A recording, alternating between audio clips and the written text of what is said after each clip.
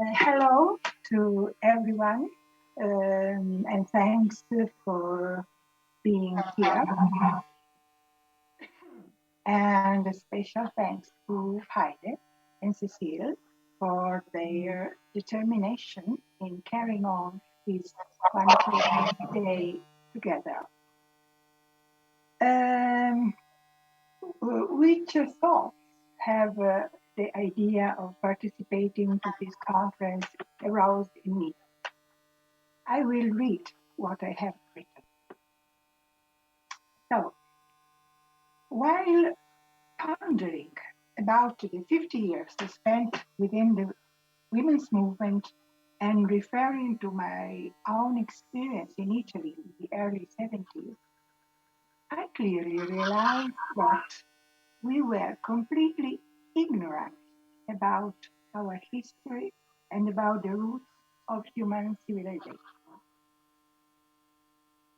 But I also realized that our agenda for a new society contained a strong list of things we didn't want anymore, but very few proposals, suggestions, visions, in my words, concrete imagination, about how to build a different future. Totally deprived of our ancestors' knowledge and wisdom, and fiercely determined in denouncing patriarchy as the origin of all our disease and malaise, in Milano, the first group which began to meet at the end of the 60s was called the MAO, which synthetically means demystifying patriarchy. More widely, we were a generation without doubt about the toxicity of the nuclear patriarchal family, about the unnatural treatment of our bodies torn between modern medicine and the church, and about the dramatic consequences of lacking economic independence.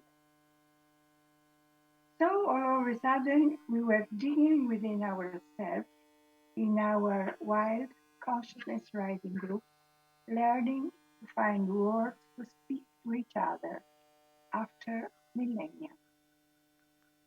Sexuality became the core and the symbol of our gender oppression, and there we stayed and practiced.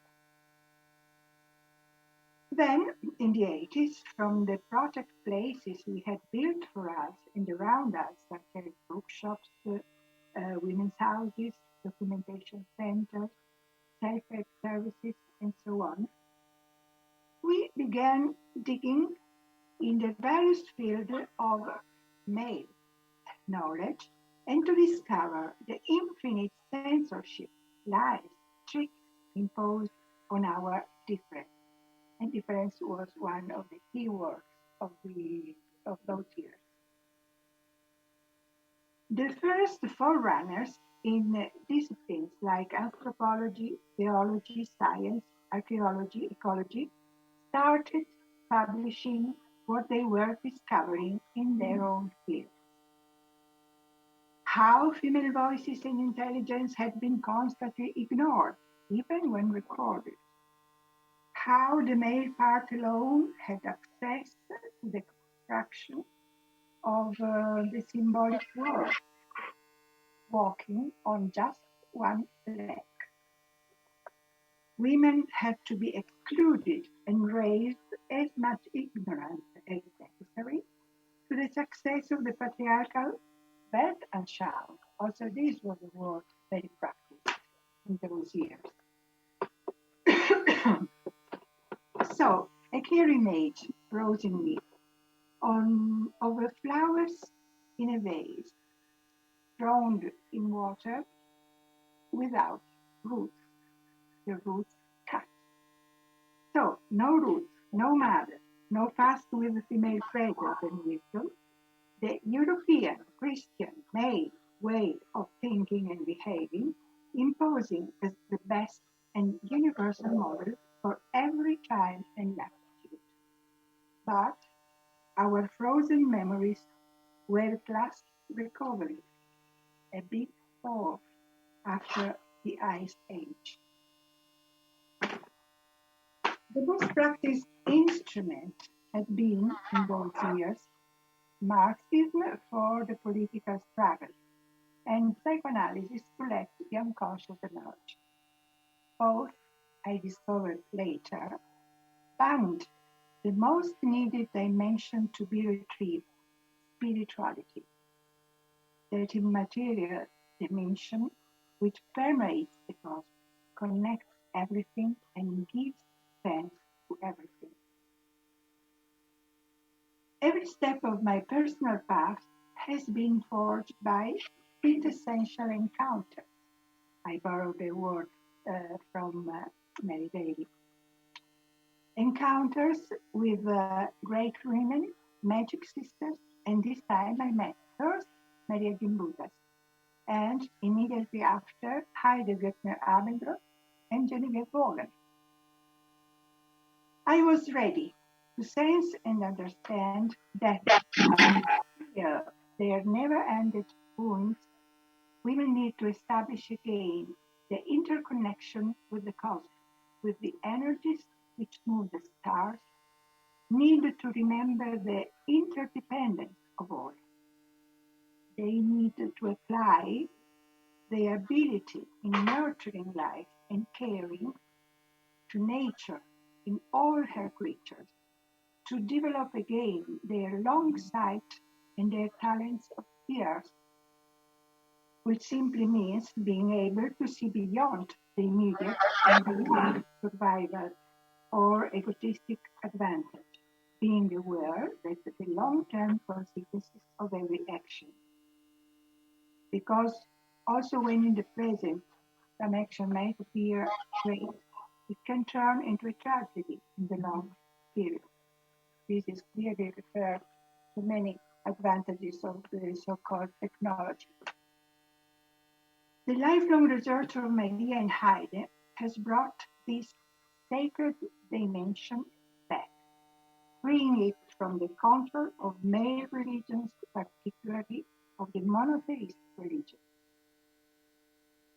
So today we are here to thank and celebrate one of these beloved sisters, whose work has been constantly inspiring the pursuit of freeing women and their minds from the patriarchal dichotomies, from the artificial creatures and necrophilous system of patriarchal thinking.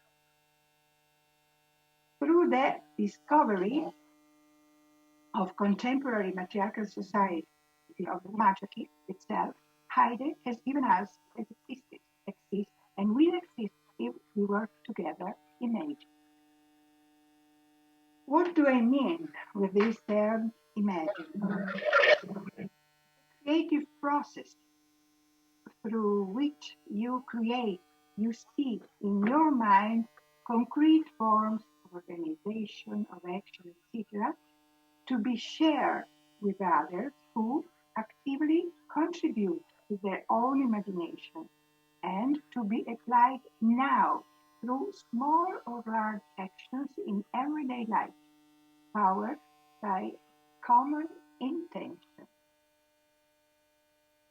When I was in my teens, a deep sense of solitude and discomfort used to follow me sometimes, until a sudden conviction dissolved that desperate feeling of being different and alone.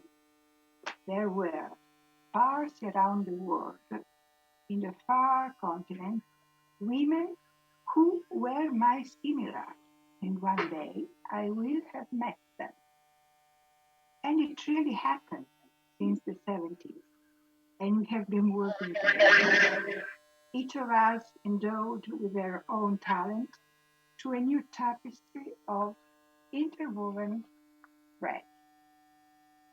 Heide is undoubtedly one of these soul sisters, the one who has pursued and given form to the most complete vision of what humankind can be and achieve when informed by a biophilic common maternal wisdom. She has hardly worked around the world to retrace the creations of the mothers in the beginning of our species and to reconnect them with us, awaiting women of the present, to reenact the process necessary to build a future after some millennia of waste, exploitation, violence, and death under the rule of gangs of arrogant males.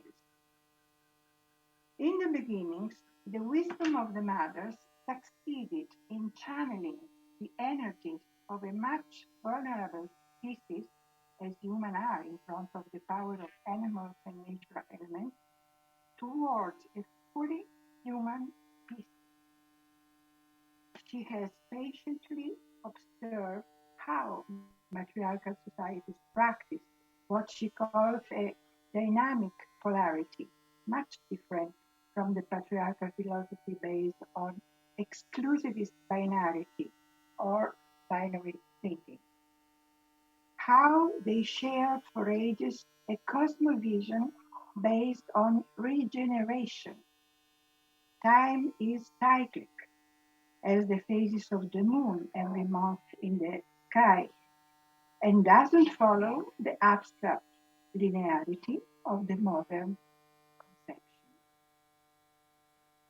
He has observed how in the egalitarian aggregation, crones or tabu, as for the mother, had a major role, sharing, accumulating knowledge and provision talents in the care of the community, and how gift-giving economies assured a transitive circulation of goods, would say Genevieve. They succeeded in inventing social structures able to contain and transform women and men, young and old, into differently talented individuals able to live in a reciprocal balance. Whenever it happened in human vicissitude ages, civilizations flourished. The forced silence of the mothers during the last millennia interrupted the process of creation and brought us through a deep planetary imbalance to a present more and more dishuman and unsustainable for the majority of the peoples and of the species of the world, reasonably without future.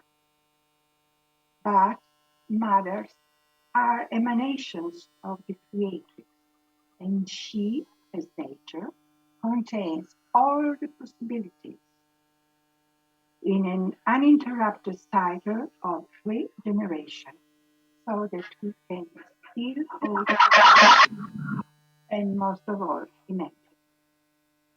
In her last book, Heide, Magisterium affords the big question: how did it happen that such a refined architecture fell and warlike, aggressive, the dominant forms of aggregation prevailed, destroying in a handful of millennia the patient constructions of civilization, the only real civilization, very convincingly how it could happen and how different forms of patriarchy rose in Europe and in West Asia.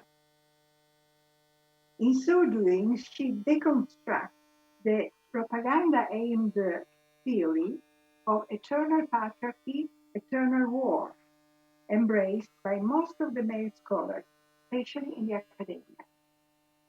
She is well conscious that freeing our minds from induced automatic presuppositions reopens wide room to imagination and action and offers, in other words, of her,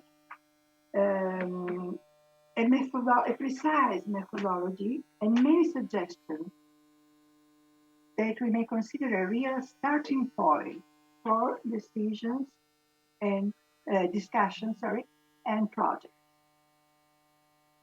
Nor it is secondary that we live now in a new phase of climatic change, and we know how these influence the life with the whole planet, and she deeply shows us how they influence the dramatic transition from matter to matter. So now we are less ignorant, have gained in awareness, our roots touch again the earth. From the wisdom of the mothers, we have received the most precious information that from catastrophic periods, new beginnings arise, that from descent, new life is born. Her political legacy shows us the direction to our energies and desires. And the wisdom of still alive indigenous matriarchal cultures represents for us a treasured nourishment towards a new beginning. I complete here with a big thanks, Heide.